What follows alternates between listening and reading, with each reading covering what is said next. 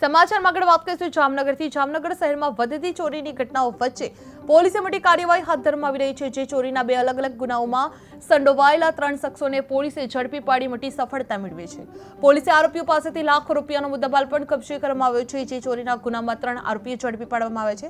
પોલીસે લાખો રૂપિયાનો મુદ્દામાલ કબજે કરાયો છે। જે ઇજલો ચાલબાજ સહિત 3 શખ્સને પકડ્યા છે। જે કુલ 8 લાખથી વધુ મુદ્દામાલ ઝડપી પાડવામાં આવ્યો છે। જે આરોપી સામે અગાઉ 22 ગુનાઓ નોંધાયેલા જોવા મળી રહ્યા છે।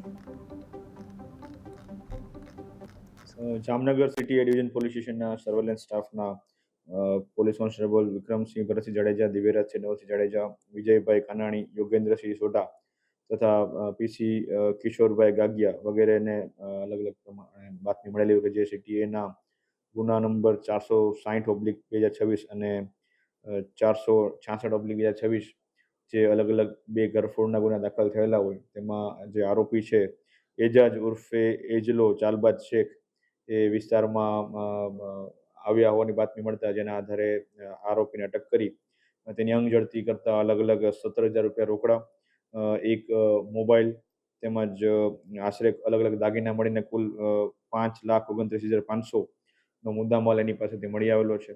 જે મુદ્દામાલ અગાઉની ચોરીઓમાં ઘરફોડ ચોરીમાં વપરાયેલ અથવા તેમાંથી જે થયેલ હતો ચોરી થયેલી હતી એ બાબતનું હોવાનું ધ્યાને આવેલું છે। આના અનુસંધાને વધારે પૂછપરછ કરતા એજલા ચોર દ્વારા અલગ અલગ બે વ્યક્તિ તેના મિત્રો જેનું નામ છે શકીલ અનવરભાઈ કફી અને શાહિલ રહીમભાઈ શેતા એ બંનેને અમુક માલ રાખવા માટે આપેલો હોય એ બંનેની અંગ ઝડતી અને તેમને અટક કરી આગળની કાર્યવાહી કરતા તેમની પાસેથી પણ અલગ અલગ દાગીના અને મોબાઈલ મળી કુલ 3,02,900 રૂપિયાના દાગીના મળી આવેલા છે અને આ તમામને અટક કરીને આગળની ધોરણસરની કાર્યવાહી ચાલુ છે।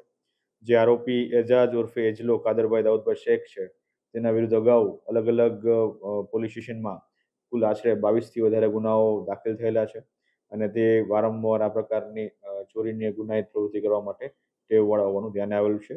જેના અનુસંધાને આગળના કોર્ટમાં રાહે આગળની કાર્યવાહી ચાલુ છે।